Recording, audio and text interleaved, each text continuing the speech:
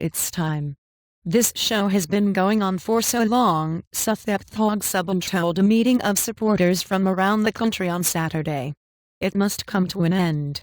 Whether it will be a happy ending depends on the great mass of people in this country and our state officials.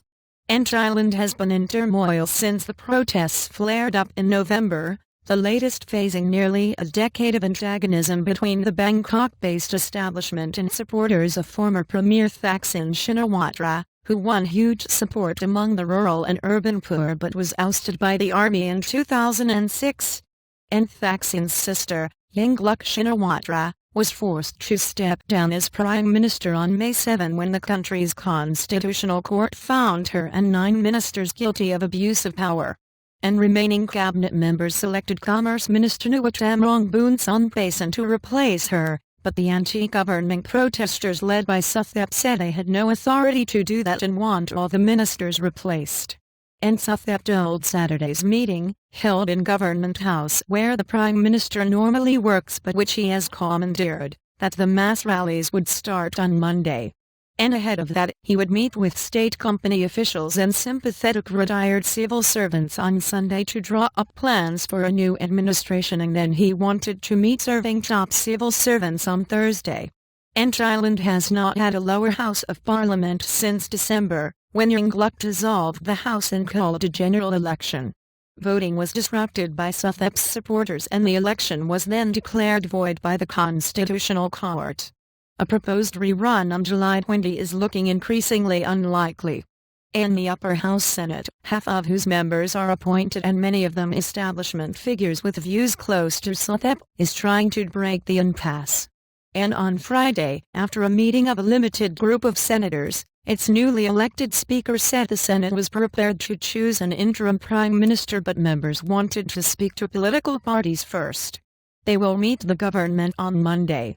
And Suthep wanted more immediate action and is now putting pressure on the Senate to hurry things along. And missed deadlines, and he has set numerous deadlines for the government to step down in recent months and issued many ultimatums, including telling civil servants and the security forces to report to him, to little effect. And however, his powers of disruption remain.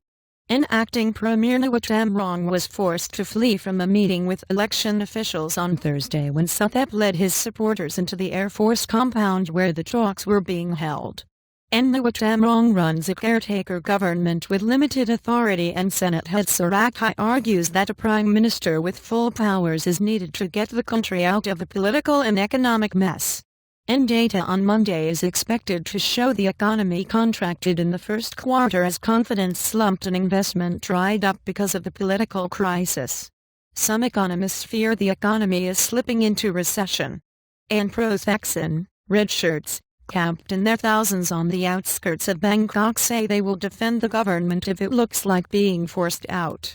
And Thaksin, who now lives in exile to avoid serving a jail sentence for abuse of power, is a former telecoms tycoon who is adored by the poor for policies that raised their living standards from 2001. Opponents say he was corrupt, authoritarian and disrespectful towards the monarchy. And 28 people have been killed in political violence since November, including 3 during a gun and grenade attack on anti-government protesters in Bangkok on Thursday. And the attack prompted the army chief to warn that his men may need to come out in full force if violence escalated. And, writing by Alan Raybould, editing by Matt